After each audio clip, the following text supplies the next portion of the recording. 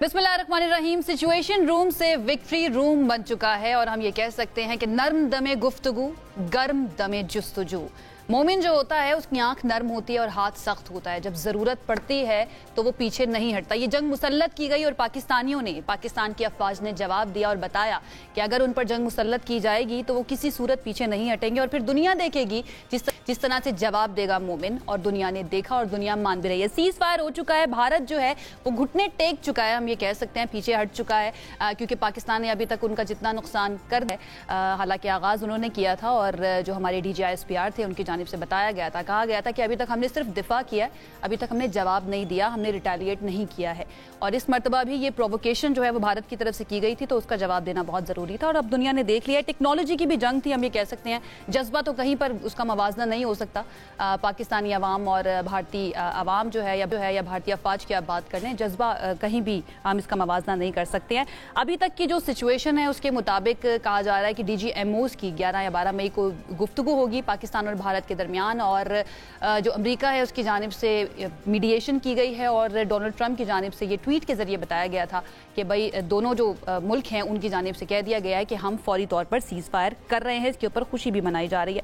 हम सारी सिचुएशन पे बात कर लेते हैं। हमारे साथ हमारे सीनियर एंकर और सीनियर जर्नलिस्ट मौजूद हैं। आसमा शराजी साहिबा हमारे साथ मौजूद हैं स्टूडियोज़ के अंदर, और आपको पता है कि जब से ये मामला शुरू हुआ है तब से अपने तज्ज़िये भी दे रही हैं, साथ साथ इन्फॉर्मेशन हम सोशल मीडिया पर देखें, हम न्यूज़ पर देखें, साथ साथ शेयर भी करिए। थैंक यू सो मच आसमा साहिबा ज्वाइन करने के लिए। हमारे साथ मुजम्मिल सोहरवर्दी साहब भी मौजूद हैं, सीनियर जर्नलिस्ट हैं और एनालिस्ट हैं। उनकी भी राय जानेंगे और वो भी आपको पता है कि आपको बता रहे हैं, अपनी राय भी दे रहे हैं सारी सिचुएशन के ऊपर, प्रीएम्प्ट भी कर रहे हैं इनफैक्ट कि आगे क्या क्या हो सकता है और किस तरह से रोका जाना चाहिए सिचुएशन को। गुफ्तगू की तरफ जाने से पहले हम ज़रा लोग इस वक्त क्या सोच रहे हैं, पाकिस्तानी अवाम इस वक्त क्या सोच रही है, वो आपको दिखाते हैं। इंडिया को ये बावर हो गया है कि पाकिस्तान जो है वो ना तो झुकने वाला था और ना ही बिछने वाला था। हमने ये बावर करा दिए, चाहे उनका S-400 डिफेंस सिस्टम था, चाहे उनके रफ़ाइल तैयारे थे। हमने JF थंडर से 17 से या J-10 से हमने उनकी ऐसी दुर्गत बनाई है कि वो पाकिस्तान से अब दोबारा कभी भी बुरा आंखें मैली करके पाकिस्तान की तरफ नहीं देख सकते। अगर इतना ज़बरदस्त हमला हमारी फ़ौज ना करती तो दोबारा यकीनन उन्होंने भी हमें हमला करना था, हमें नुकसान देना था, और नेक्स्ट टाइम वो इस चीज़ से डरेंगे, दोबारा हमला नहीं करेंगे, हमारे मुल्क को नुकसान नहीं देंगे। इंशाल्लाह कोई वो 10-20 साल इस चीज़ को सोचेंगे कि हमारी एयरफोर्स, हमारी पाक फ़ौज बड़ी एक ताकतवर एक आर्मी है। पाकिस्तान की स्ट्रेटजी बड़ी अच्छी थी कि उन्होंने फिर भी 2 दिन 1 दिन वेट किया, मे बी उनको असर आ जाए, लेकिन उनको असर ऐसे नहीं। कुछ लोग होते हैं जो जूतियों की मार समझते हैं और उनको फिर बाद में समझ आता है। अब अमेरिका आया, अमेरिका को चाहिए था कि पहले उनको समझाता कि नहीं, ये पाकिस्तान है, पाकिस्तान की आर्मी है और ये कोई मजाक नहीं है, हम कोई लेबनान लीबिया वगैरह नहीं है। पाकिस्तान पे जो हमला किया ये सही नहीं था, मगर पाकिस्तान ने फिर उस हमले का जवाब दिया, वो बिल्कुल सही था। हमने उनको बताया हम जिंदा कौम है, हम अभी भी आपका ख्याल करें, हम 10 भी उड़ा सकते थे, हमने 5 आपके वापसी भेजे, हम अपने ख़जाने में रखे। इंडिया कभी भी ना जंगबंदी पर राज़ी नहीं होना था। ये इंडिया इसलिए जंगबंदी पर राज़ी हुआ है क्योंकि पाकिस्तान ने उन पर हमला किया है, जिसकी वजह से वो डर गए। अब उन पर बहुत ज़्यादा खौफ है।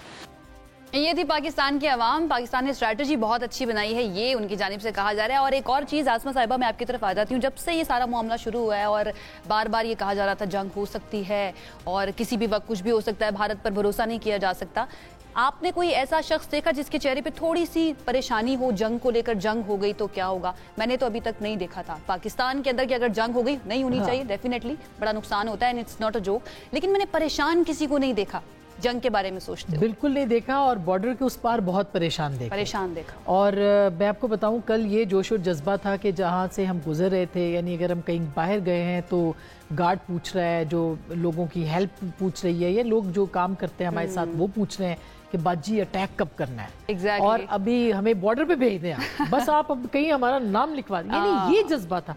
आप कैसे शिकस्त देंगे ऐसे जज्बे को? आप कैसे ऐसी कौम को शिकस्त? और जो लोग कहते हैं ना कि मैं बिल्कुल, हम प्रैक्टिकल लोग हैं, प्रैग्मेटिक हैं कि असलहे के साथ ये जंग जीती जाती है, या एक वो जज्बा जो है वो भी वो ज़रूरी है, लेकिन जज्बे के बगैर असलहा जो है वो कोई मानी नहीं रखता। सकता। ऐसा ही है। वरना तो रफाल तैयारे थे और अनट्रेंड उनके पायलट थे, और अगर ट्रेन भी थे और उनके पास सब कुछ मौजूद भी था तो वो जज्बा नहीं था। हमारे देखिए जो एयरफोर्स के पायलट्स गए हैं, वो आपने पढ़ लिया होगा अब तक कि वो ये सोच के गए थे, उनको खुदा हाफिज कहा गया था कि वो वापस शायद नहीं आएंगे, वो लेकिन वो गाजी वो अपने घर वालों को लेटर्स लिख के गए थे, उन्होंने साइन करके गए वो, और वो वापस लौटे। वो गाजी है हमारे, और हमारा सलाम है उनको, हमारे शुक्र परवरदिगार का कि हमारे शोहदा बहुत कम हैं, लेकिन जो है उनको भी हमारा सलाम। तो मेरा ख्याल है कि ये जो जोश और जज्बा है ये बहुत जरूरी है, और ये क्यों हुआ मुमकिन आयशा, इसके ऊपर सोचना बहुत जरूरी है। ये पूरी कौम जो है ये साथ खड़ी हो गई,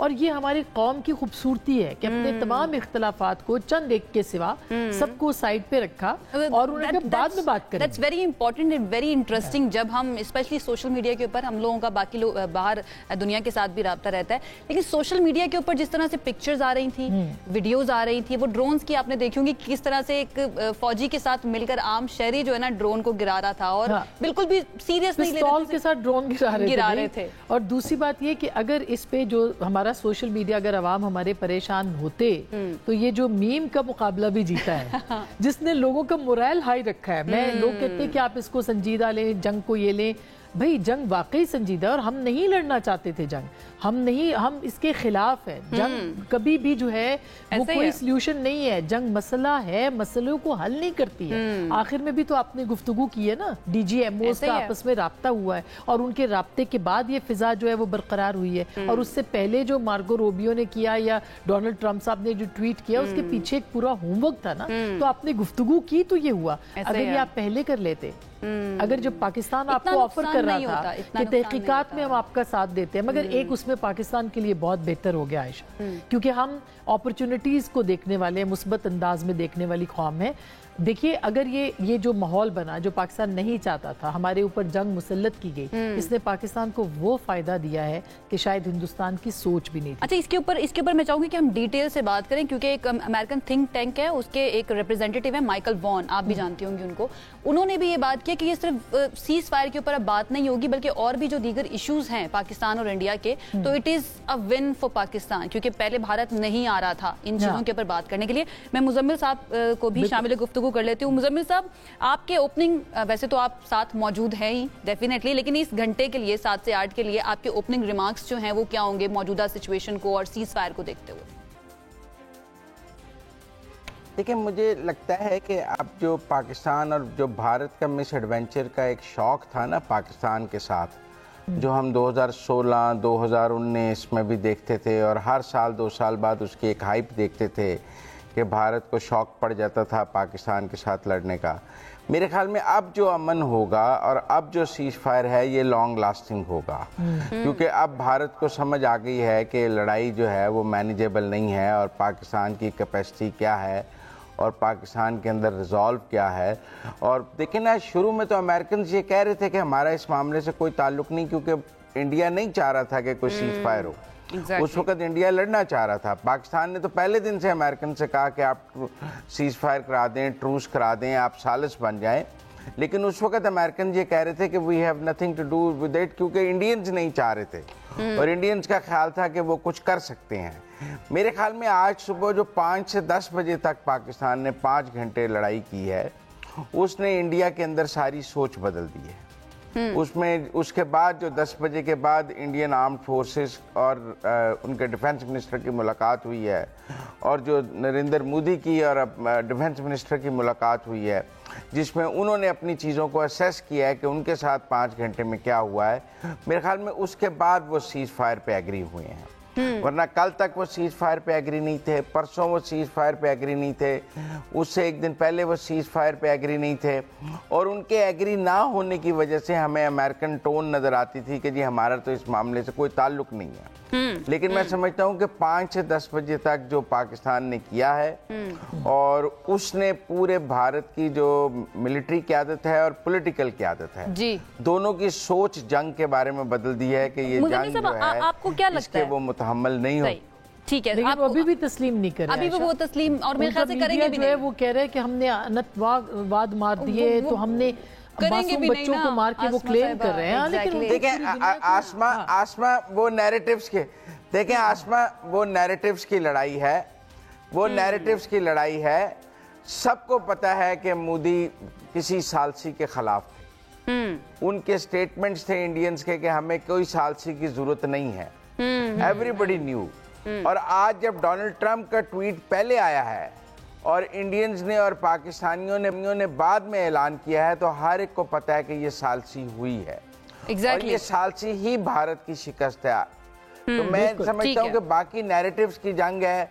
मोदी ये तो नहीं कहेंगे कि मुझे बड़ी मार पड़ी है और मैं उस मार की वजह से सीज फायर पे एग्री कर गया हूं। लेकिन मुजम्मिल साहब, ये नैरेटिव्स की जंग में भी पता है जी, नैरेटिव्स की जंग में भी पाकिस्तान ही आगे नजर आ रहा है, क्योंकि पाकिस्तान के मौकिफ को ही इंटरनेशनल मीडिया को अगर आप उठाकर देख लें, वो मान रहे हैं और ओपनली किसी ने हिमायत भी नहीं की है भारत की।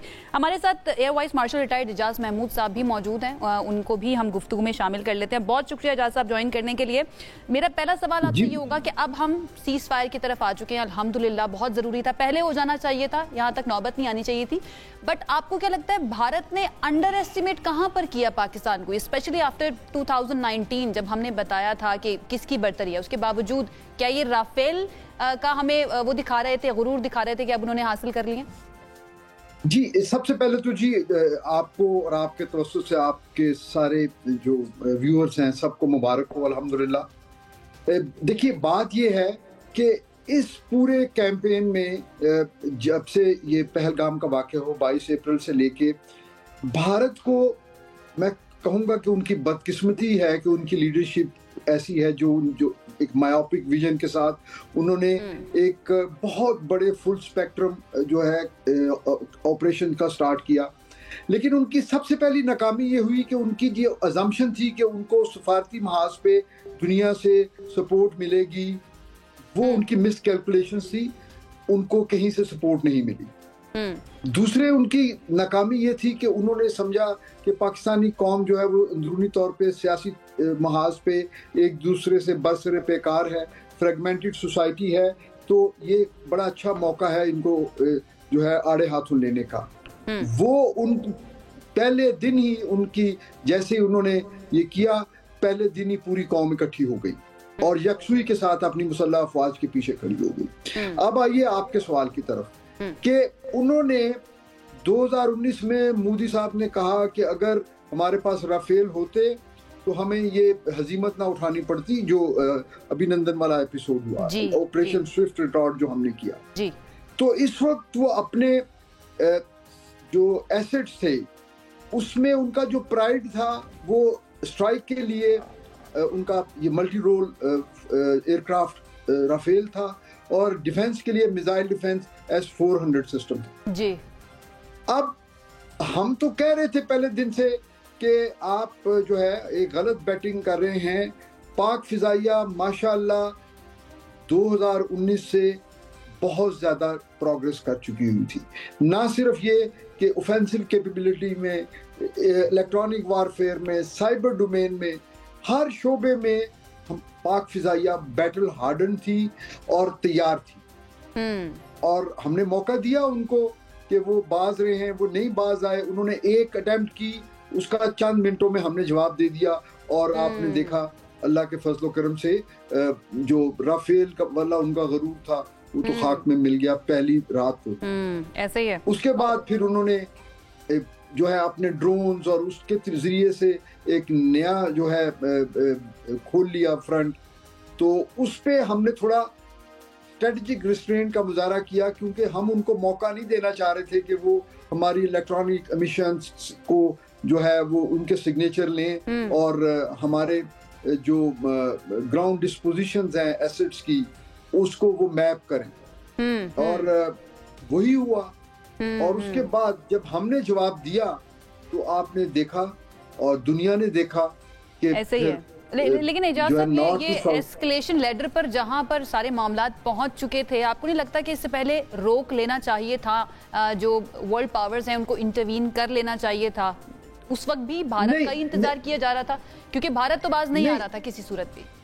देखिए, आप एक चीज जहन में रखिए कि भारत इस रीजन में अमेरिकन प्रॉक्सी है जी। भारत को वो बिल्ड कर रहे हैं चाइना के कंटेनमेंट के लिए। तो वो ये भारत को, वो पाकिस्तान को पहले एक अटेम्प्ट हुई ना जी कि पाकिस्तान को ये कहा गया कि हमने ये जो अटैक किए हैं इंडिया ने, जो हमारे मसाजिद शहीद की, बच्चे, खवातीन, और उन्होंने कहा कि ये हमने पहलगाम का बदला ले लिया है, तो ये हमने तो कोई मिलिट्री टारगेट नहीं लिए, तो ये बात यहाँ एक तरह से उन्होंने कहा कि ये बात रुक जाएगी। और बिहाइंड द सीन हमें ये कन्विंस करने की कोशिश की गई कि यहीं पे हम एग्जिट विंडो ले लें, लेकिन वो हमारे मुल्क की सालमियत और कौमी वकार They tried to play it very technically, लेकिन पाकिस्तान भी मुकम्मल तौर पर तैयार था, और पाकिस्तान ने जिस तरह से जवाब दिया पहले दिन ही जिस तरह से उनके 5 तैयारे गिरे हैं, तो वही इजाजत हो तो मैं मार्शल साहब से एक सवाल पूछना चाहती हूँ। सर, एक तो जाहिर है कि क़यादत जो है वो बड़ा मैटर करती है, मिलिट्री की क़यादत जो है वो जनरल आसिम मुनीर साहब कर रहे हैं, आर्मी चीफ है वो, जो एयरफोर्स की क़यादत है और वो ज़हीर साहब जो है वो कर रहे हैं, एयर मार्शल साहब। तो आपको क्या लगता है कितना अहम किरदार था लीडरशिप का एयरफोर्स के हवाले से, खास करके आर्मी चीफ का तो हम करते रहे हैं। आप बिल्कुल सही फरमा रही हैं। देखिए, एयरफोर्स में अल्लाह ने मौका दिया तो हमने हायर रैंक्स पे सर्व किया। मैं आखिरी मेरी अपनी असाइनमेंट जो थी वो मैं air officer commanding air defence command था, जिसका मतलब ये है कि पूरी जो ये एयरफोर्स की दिफाई जंग है मैं उसका जिम्मेदार था जी। और बाबर साहब जो हैं मौजूदा एयर चीफ, हमने इकट्ठे सर्व भी किया हुआ है मुख्तलिफ असाइनमेंट्स पे। ये एक बड़े डाउन टू अर्थ और बड़े डेडिकेटेड कमांडर इन, और जो है ना फ्लाइंग के अलावा इनका जो पैशन है वो है टेक्नोलॉजी एक्विजिशन, टेक्नोलॉजी डेवलपमेंट और टेक्नोलॉजी असिमिलेशन। इन्होंने इस पे बड़ा काम किया जी। हम इतने महदूद अरसे में, आप देखिए कि एक साइबर कमांड हमारी बन गई, जिसका असर आपने आज देखा जब हमने सुबह उनके खिलाफ ऑपरेशन किया। एक हमने J-10C, फिर उसके ऊपर on board avionics, upgradation of JF-17, और इन सारी चीज़ों को सपोर्ट करने के लिए एयरफोर्स ने पाकिस्तान में पहली दफ़ा national aerospace and technology parks बनाए, जहाँ पे रिसर्च एंड डेवलपमेंट हो रही थी।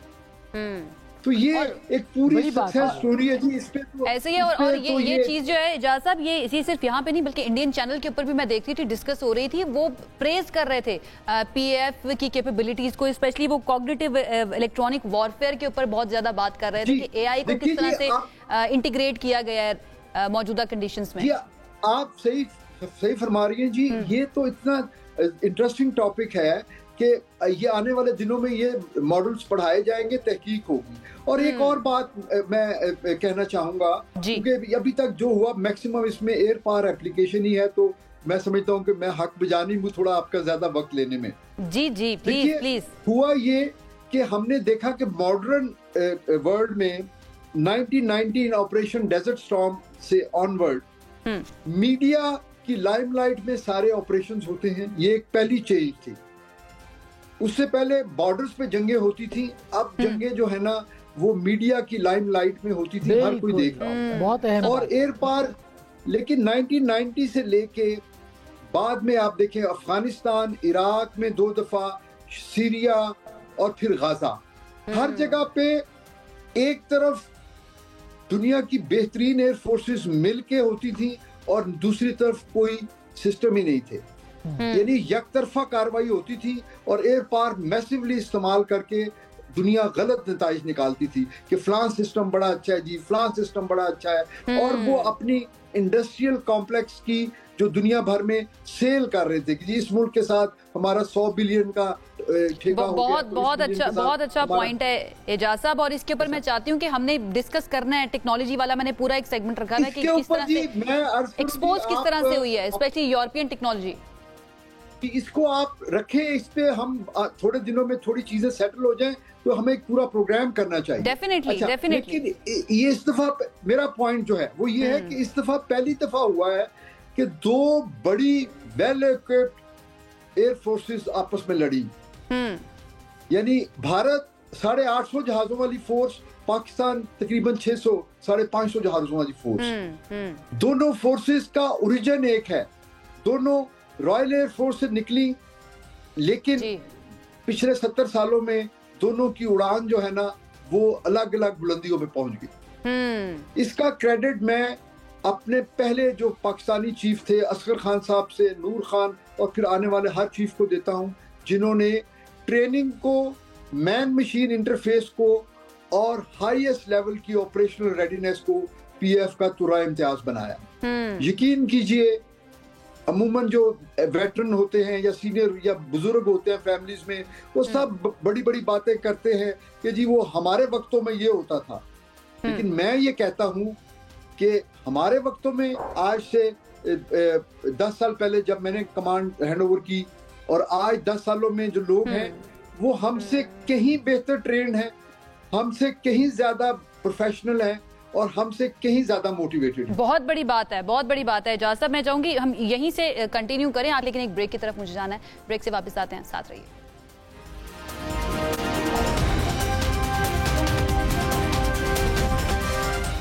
सिचुएशन रूम से विक्ट्री रूम में एक मरतबा फिर से आपको खुशामदीद कहूंगी। इस वक्त भी जब मैं बात कर रही हूँ तो टिकर्स चल रहे हैं टीवी पर सामने और पूरी दुनिया जो है वो प्रेस कर रही है इस सीज फायर को। ये जो जंग बंदी हुई है इसको सराहा जा रहा है कि ये बहुत पहले हो जाना चाहिए था। बरतानिया की तरफ से भी इस तरह से ही कुछ ख्यालात का इजहार किया जा रहा है। विक्रम मिस्री जो हैं उनका मैंने ब्रेक पर जाने से पहले आपको शॉर्ट सुनवाया था। उन्होंने बताया कि किस तरह से DGMOs की बात हुई है और फौरी तौर पर सीज फायर की तरफ हम आ गए हैं और दोनों मुल्क रुक गए हैं, आपको ये अटैक नहीं करेगा। बट आसमा जी, इस चीज़ को इंश्योर कौन करेगा कि सीज फायर का ऐलान तो कर दिया गया क्योंकि डिस्ट्रस्ट तो दोनों तरफ मौजूद है। हाँ। और जब बात की जाएगी बैठ कर तो व्हाट डू यू थिंक, सिर्फ सीज फायर के ऊपर बात की जाएगी या और इश्यूज को भी डिस्कस किया जाएगा? अभी तो देखिए इसमें बहुत सारे पहलू देखने वाले होंगे। अभी हमें इंतजार करना चाहिए कि हुकूमत क्या बताती है, रियासत क्या बताती है, DGISPR या हुकूमत की तरफ से कि क्या बात कहाँ हुई है, कैसे हुई है, गारंटर कौन है और किस किस बात के ऊपर जो है वो गारंटी मौजूद है।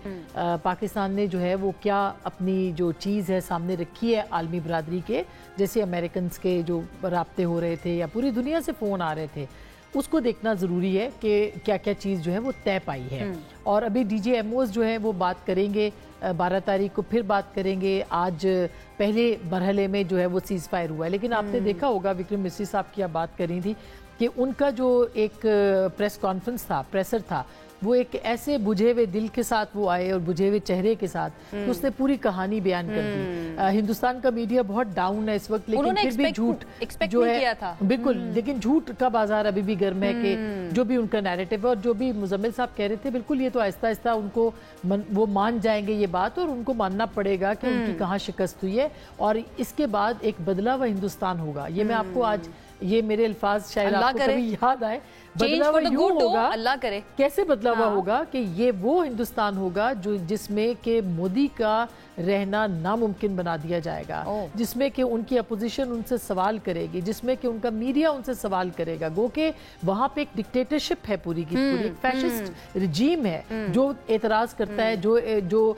तनकीद करता है, उसकी जुबान बंद हो जाती है। आपको नहीं लगता कि it is not just about Modi factor, ये वो सिस्टम है, ये वो सोच है जो बेसिकली पाकिस्तान के खिलाफ होती है या पाकिस्तानियों से उनको नफरत करती है? ओवरऑल मेरा नहीं ख्याल कि हिंदुस्तान की आवाम भी ऐसी है। माइनस मोदी होने से चीजें बेहतर हो जाएंगी, मेरा ख्याल है उससे बहुत फर्क पड़ा है। जिस तरह से जब से नरेंद्र मोदी वजीर आजम बने हैं उस वक्त से लेके अब तक उन्होंने सिर्फ हिंदुत्व की बात की है, उन्होंने नफरत की बात की है, उन्होंने तकसीम की बात की है, और उनके ऊपर जो केसेस हैं वो बड़े संगीन केसेस हैं। गुजरात के CM के तौर पे उनका दाखिला अमेरिका में, बरतानिया में बंद था। क्यों बंद था ये पूरी दुनिया को जवाब देना पड़ेगा। तो मेरा नहीं ख्याल उनके लिए बहुत आसान होगा, उनकी तकसीम हो जाएगी। मैं एक जाते जाते बात करूँ, भी ये वाइस मार्शल साहब ये बात कर रहे थे, मैं सुबह कुछ जो आपके अरबी चैनल हैं वो देख रही थी, अल अरेबिया को और बाकी दीगर, वो पाकिस्तान की जो एयरफोर्स की कैपेबिलिटी थी उसके ऊपर वो प्राइड फील कर रहे थे। जो जितना मैं उनको समझ रही थी, मैं ट्रांसलेशन पढ़ रही थी, वो एक प्राइड फील कर रहे थे। वो जिस तरह से बता रहे थे कि पाकिस्तान की एयरफोर्स ने किस तरह से मुकाबला किया है, और पूरी मुस्लिम उम्मा के अंदर एक फख्र है इस वक्त, जो बेशक उनकी हुकूमत जो मर्जी करे। टर्किश मीडिया को देख ले, वहां पर भी प्रेस किया जा रहा है। इवन चाइनीज मीडिया के क्लिप्स भी आपने देखे होंगे, वहां पर भी प्रेस किया जा रहा है डेफिनेटली, और वो बहुत खुश भी नजर आ रहे हैं। मुजम्मिल साहब, आपकी तरफ मैं आ जाती हूँ। एक तो यही वाला मामला के सीज फायर के अलावा अब टेबल पर जब बैठेंगे तो क्या स्पेशली इंडस वाटर ट्रीटी के मामले में आपको लगता है कि बातचीत आगे बढ़ेगी और जो भी गारंटर होगा या मीडिएटर बीच में बैठेगा उसका कितना ज्यादा रोल हो सकता है और भारत कितना मानेगा। एंड देन मैं चाहूंगी कि मीडिया वाले पॉइंट के ऊपर भी जरा आप कॉमेंट करें। देखिए, मैं नहीं समझता कि अभी मोर देन सीज फायर कुछ हो सकता है। अभी मेरे ख्याल में ये सीज फायर ही सस्टेन करेगा। जो उन्होंने इंडस वाटर ट्रीटी को हेल्ड इन अबेंस किया है और जो हमने एयर स्पेस ख़त्म की, उनकी बंद की है, या जो ट्रेड बंद हुई है, या जो एक दूसरे के लोगों को पर्सोना नॉन ग्राटा करार दिया गया है, मेरे ख्याल में अभी कुछ माह तक वो चलेगा। तो हमें डिप्लोमेसी में ओवरनाइट कुछ नहीं हो सकता कि हम कहें कि कल से सब गुडी गुडी हो जाएगा, वो इंडस वाटर ट्रीटी को हेल्ड इन अबेंस ख़त्म कर देंगे, हम उनके लिए एयर स्पेस खोल देंगे, वो वीज़े खोल देंगे, हम ट्रेड खोल देंगे, हाई कमिश्नर आ जाएंगे। मुझे नहीं लगता। मेरे ख्याल में अभी सिर्फ सीज चलेगा और दोनों मुल्कों के दरमियान डिप्लोमेसी का तनाव अपनी जगह चलेगा, एक मीडिया वॉरफेयर भी चलेगी, बयानात भी चलेंगे, लेकिन सरहदों पर सीज फायर मौजूद रहेगा। और हमने ये देखा है कि 2021 में एक सीज फायर हुआ LOC पर, जो फिर बहुत लंबा अरसा तक चला, और वो सीज फायर के बावजूद पाकिस्तान और इंडिया के दरमियान ना डिप्लोमेटिक रिलेशंस बहाल हुए थे, ना ट्रेड बहाल हुई थी, ना वीज़े बहाल हुए थे, लेकिन सीज फायर हो गया था। तो ऐसा तो मुमकिन है कि पाकिस्तान और इंडिया के दरमियान सिर्फ सीज फायर चले, और उसके अलावा जो पॉलिटिकल पोजीशन नरेंद्र मोदी ने ली हुई है, वो फिलहाल उससे स्टेप डाउन नहीं करना चाहेंगे। वो कुछ अगर, क्योंकि इस वक्त अगर वो इंडस वाटर ट्रीटी का हेल्ड इन अबेंस ख़त्म करते हैं तो उनको, उनके लिए पॉलिटिकल डिबैकल होगा। अगर वो और चीज़ें पाकिस्तान के साथ करते हैं तो वो कहेंगे कि फिर आपने जंग ही क्यों की थी। और अभी मैं देख रहा हूँ जो कांग्रेस है वो मोदी के ख़िलाफ़ शुरू हो गई है कि इंदिरा गांधी ने तो अमेरिकन की बात नहीं मानी थी और मोदी ने अमेरिकन के कहने पर सीज फायर कर दिया है। तो अभी भी एक मोदी के ऊपर हमें इंडिया में आहिस्ता आहिस्ता एक जो अटैक है वो पॉलिटिकल अटैक नज़र आएगा कि उन्होंने अमेरिकन के कहने पर सीज फायर किया है, क्योंकि पहले अमेरिकन ने सीज फायर अनाउंस किया है। तो मोदी की जो पोजीशन थी, आपको याद होगा कि जब इमरान खान वज़ीर आज़म थे तो तब ट्रंप अमेरिकी सदर थे, तो उन्होंने ट्रंप को कहा था कि आप कश्मीर पर सालसी कर दें। जब मोदी वाइट हाउस गए थे और ओवल में ये सवाल हुआ था, तो मोदी ने ट्रंप की मौजूदगी में कहा था कि हमें किसी की सालसी कबूल नहीं है। हम कश्मीर पर कोई सालसी नहीं चाहते हैं, और ये ट्रंप के मुंह पर उन्होंने ये बात कही थी। तो इंडिया की एक स्टैंडर्ड पोजीशन है कि वो सालसी नहीं चाहता, और ये कंसिस्टेंट पोजीशन है। आज उनकी वो पोजीशन भी ख़त्म हुई है, क्योंकि आप समझें कि पहले अमेरिकन ने जब सीज फायर अनाउंस किया है और उन्होंने कहा है कि हमारी मीडिएशन की वजह से ये सीज फायर हुआ है, तो इसका भी एक काउंटर फॉल आउट जो है नरेंद्र मोदी को अब इंडिया में लेना पड़ेगा कि उसने अमेरिकियों के जरिए सीज फायर किया है। आप ये देखें, कारगिल में भी जब बिल क्लिंटन को मिलने नवाज शरीफ गए थे तो इधर से इंडियन प्राइम मिनिस्टर नहीं गए थे, तो उन्होंने कहा था आप यूनिलैटरली कोई फैसला कर लें, हम उसको नहीं मानेंगे। उस वक्त पाकिस्तान ने अपनी फोर्सेस वापस बुला ली थी। मजबूर होकर करना पड़ा ना इंडिया को। पाकिस्तान अगर बर्तरी ना दिखाता, बिल्कुल मजबूर होकर, जी बिल्कुल बहुत मजबूरी की हालत में इंडिया ने ये सीज फायर किया है। ये उनकी ख्वाहिश नहीं थी, ये इनकी चॉइस भी नहीं थी। और ये जो है, ये आप चूंकि सूरत हाल ऐसी डेवलप हो गई, मैंने आपको कहा कि 5 घंटे ने एक तो 6 और 7 मई की रात चीज़ों ने बहुत ज़्यादा टर्न लिया, जिससे मोदी को डिबैकल हुआ 5 जहाज़ के गिरने का।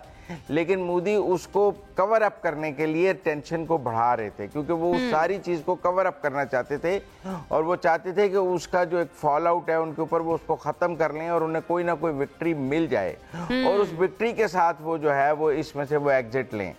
लेकिन जो हमने आज 5 बजे से 10 बजे तक रिस्पॉन्स किया है, उसमें वो कहते हैं ना, मैन सपोजेस गॉड डिस्पोजेस, तो मैंने अपने इरादों के टूटने से रब को पहचाना। पाकिस्तान के रिस्पांस ने, मेरे ख्याल में इंडियन की जो मिलिट्री क़यादत है उसने मोदी को कहा कि आपको सीज फायर करना चाहिए। मैं समझता हूँ कि ये सीज फायर जो है ये इंडियन मिलिट्री लीडरशिप के कहने पर मोदी ने किया है, ये मोदी की पॉलिटिकल चॉइस नहीं हो सकती, ये मिलिट्री चॉइस थी।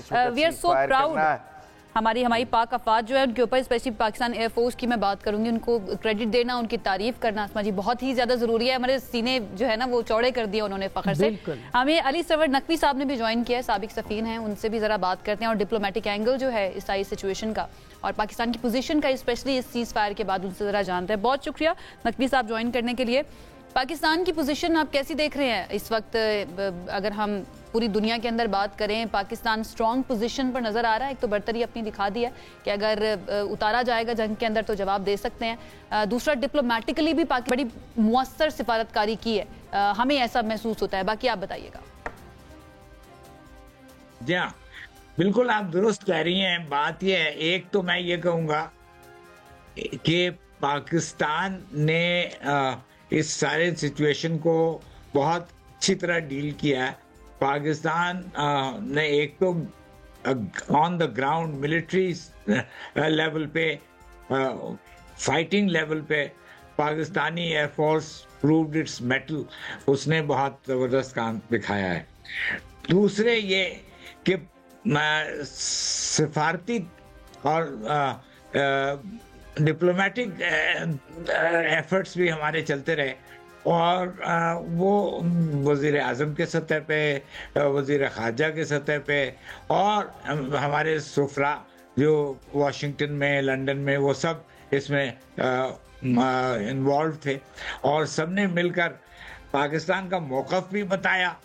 और ये भी देखिए, पाकिस्तान की डिप्लोमेटिक जो विक्ट्री है, जो गेन है, वो ये है कि दुनिया में किसी मुल्क ने, किसी हुकूमत ने ये नहीं कहा कि ये सारा मसला भारत, वो पाकिस्तान से भारत में हुआ है, पहलगाम पाकिस्तान से लोग गए और उन्होंने वहाँ दहशतगर्दी की। ये जो भारत का सबसे बड़ा इल्जाम था हमारे ऊपर, वो किसी ने माना ही नहीं। तो ये हमारी बहुत बड़ी गेन है। हमारे मौक़िफ़ को लोगों ने तस्लीम किया क्योंकि इसका कोई सबूत नहीं था। जब तक किसी बात का कोई सबूत ना हो तो वो कैसे मानी जाए।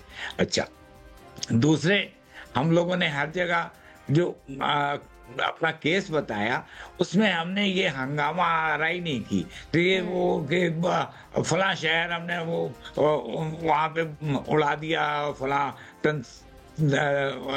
इंस्टॉलेशन या मॉन्यूमेंट हमने ये कर दिया। अब भारत तो उसका लाहौर में समंदर भी आ गया था, कुछ ऐसी भी चीजें रिपोर्ट हुई थी भारतीय मीडिया में। हाँ जी हाँ, पेशावर में आग लग गई है, कराची में उड़ा दी, वो बंदरगाह पे वो हो गया है, बमबारी हो गई। तो ऑल दीज फजूल की बातें, ये जो लग़वियात है, वो भारत के मीडिया की तरफ से सारी चीज़ें आई। हमारे मीडिया ने माशाल्लाह, आप लोगों ने बहुत जिम्मेदारी से काम लिया, अपनी नेशनलिज्म, अपनी कौमियत को उजागर किया और नेशनलिज्म को आगे बढ़ाया, लेकिन गलत बयानी नहीं की। जो बातें थी, जो जैसी हकीकत जो थी, वो बयान किया। तो मैं समझता हूँ कि डिप्लोमेटिक लेवल पे पाकिस्तान की इस वक्त स्टैंडिंग वर्ल्ड वाइड काफी ऊंची है। We have raised our stature internationally, अल्हम्दुलिल्लाह। और ये बहुत बड़ी बात है। अगर हम भारत की तरफ देखें तो हर फ्रंट के ऊपर, चाहे वो मैदान जंग हो, चाहे वो नैरेटिव की जंग हो, या इसके अलावा टेक्नोलॉजी की अगर हम बात करें, उसके अंदर भारत जो है वो एक्सपोज हुआ है। और अगर अक्लमंद हो या सेम वॉइसेस जो इस वक्त मौजूद हैं भारत में, उनकी सुने तो इनके ऊपर उनको काम करना चाहिए, मुझे ऐसा लगता है। एक ब्रेक के लिए मुझे कहा जा रहा है, ब्रेक की तरह, ब्रेक से वापस आएंगे तो यहीं से गुफ्तगू का सिलसिला आगे बढ़ाएंगे। साथ रहिएगा।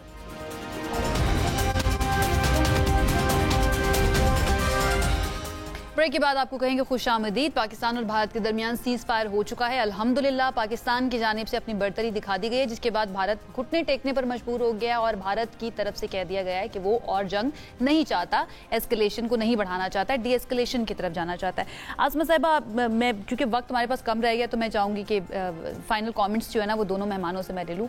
आप फाइनली कुछ कहना चाहेंगे? अभी तक जितना भी आपने कवर किया, what do you think, Pakistan कहाँ पर मजीद बेहतर किया जा सकता था? या स्पेशली जो मीडिया फैक्टर है ना, उसके ऊपर मैं चाहूंगी कि इंटरनेशनल मीडिया भी एक्सपोज हुआ है, स्काई न्यूज़ की मैं बात कर रही हूँ, आपको पता है यल्दा हकीम एंड ऑल, मीडिया का किरदार कितना अहम होता है और कितना डेंजरस हो सकता है जितना हमने भारत में देखा? देखिए, मीडिया का किरदार जो है वो जंग को बढ़ाना नहीं होता, अमन के लिए बात करना होता है, मीडिएशन के लिए बात करना होता है। और अनफॉर्चुनेटली हिंदुस्तान की मीडिया ने बहुत नेगेटिव रोल प्ले किया। उसके बावजूद मैं ये समझती हूँ कि हमारे लिए बहुत सारी बेहतर चीज़ें हुई हैं। पाकिस्तान की मीडिया को सराहा गया है और ड्यू सराहा गया है। इसी तरह से अगर आप देखें तो एक और बहुत अच्छी चीज़ हुई है, और वो ये है कि बातचीत का आगाज़ हो गया है हिंदुस्तान और पाकिस्तान के बीच। जिस दिन ये मसला हुआ था उसी दिन मैंने ये बात कही थी, और मैं उसको ज़रूर मेंशन दोबारा करूँगी कि ये इसका अंजाम जो है वो बातचीत पे होगा। और पाकिस्तान और भारत के बीच में बहुत अरसे से बातचीत नहीं थी,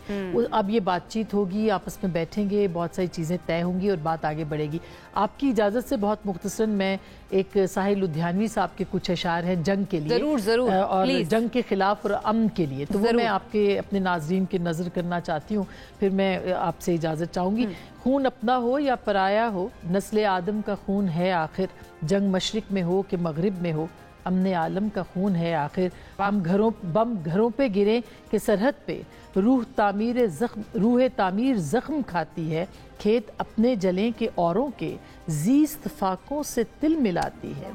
टैंक आगे बढ़े कि पीछे हटे, कोख धरती की बांझ होती है, फतह का जश्न हो कि हार का सोग, जिंदगी मैयतों पे रोती है। जंग तो खुद एक मसला है, जंग तो खुद ही एक मसला है, जंग क्या मसलों का हल देगी, आग और खून आज बख्शेगी, भूख और एहतियाज कल देगी। तो मेरे ख्याल है अमन की बात करना चाहिए, अमन की बात अमन होगा तो हम ये 1.5 अरब जो खित्ता है पूरा, ये उसके वो आगे बढ़ेगा, और सुकून होगा तो कुछ मईशत बेहतर होगी। तो अमन की बात करनी चाहिए। और इससे पहले कि मैं मुजम्मिल साहब की तरफ बढ़ूँ, एक शेर थोड़ा सा मुझे याद आ गया है, वो मैंने पहले भी सुना है लेकिन दोबारा सुना देती हूँ। एक राहत इंदौरी साहब हैं, इंडियन शायर ही हैं, उनका है कि लगेगी आग तो आएंगे घर कई जद में, यहाँ पर सिर्फ हमारा मकान थोड़ी है। तो ये सोचकर आग लगानी चाहिए कि अपना घर भी आ सकता है जद में। मुजम्मिल सोहरावर्दी साहब, आपके फाइनल रिमार्क्स क्लोजिंग से पहले। देखिए, मैं समझता हूँ कि अमन जो है ना वो जंग से के इनकार से मुमकिन नहीं है। जब कौम जंग के लिए तैयार होती है तो वही अमन हासिल करती है। आज पाकिस्तान ने जो अमन हासिल किया है, मैं फिर लास्ट में कहूँगा कि ये एक देरपा अमन होगा, क्योंकि हमने जंग से ये अमन हासिल किया है और दुश्मन को बताया है कि हमारी जंगी सलाहियत क्या है। जब आप बार बार जंग से इनकार करते हैं तो फिर दुश्मन इसको आपकी कमज़ोरी समझने लग जाता है कि आप जंग से डरते हैं। लेकिन जब आप दुश्मन को मैदान जंग में एक दफ़ा ये बता देते हैं कि वो आप तैयार हैं, तो फिर दुश्मन अमन की बात करने लगता है। और आज हमारा दुश्मन भी अमन की बात इसलिए कर रहा है कि हमने उसको जंग के मैदान में ये बताया है कि अमन ही उसके लिए आखिरी चॉइस है हमारे साथ को एग्जिस्ट करने के लिए। वो हमसाया बदल नहीं सकता, हम भी हमसाए बदल नहीं सकते। अमन तो बहरहाल दोनों मुल्कों के दरमियान होना चाहिए, लेकिन अमन किसी कमज़ोरी की बुनियाद पर नहीं होना चाहिए, बराबरी की बुनियाद पर होना चाहिए और एक डेटरेंस की बुनियाद पर होना चाहिए। मेरे ख्याल में आज जो अमन आ रहा है वो एक डेटरेंस की बुनियाद पे आ रहा है कि पाकिस्तान इंडिया को ये खौफ रहेगा कि पाकिस्तान के साथ अमन के साथ रहना है, मिस एडवेंचर नहीं किया जा सकता।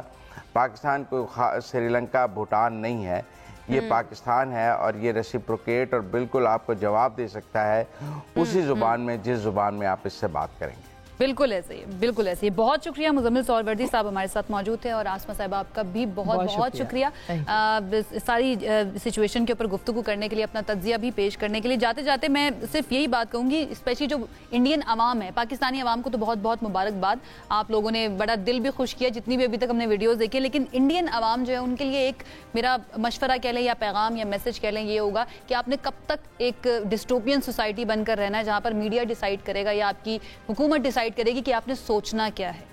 आपको खुद से सोचना पड़ेगा, सवाल करना पड़ेगा, ताकि आपको पता चल सके कि क्या सही है और क्या गलत है। It is very very important. अपना ख्याल रखिएगा, मुझे इजाज़त दीजिए, अल्लाह हाफिज़।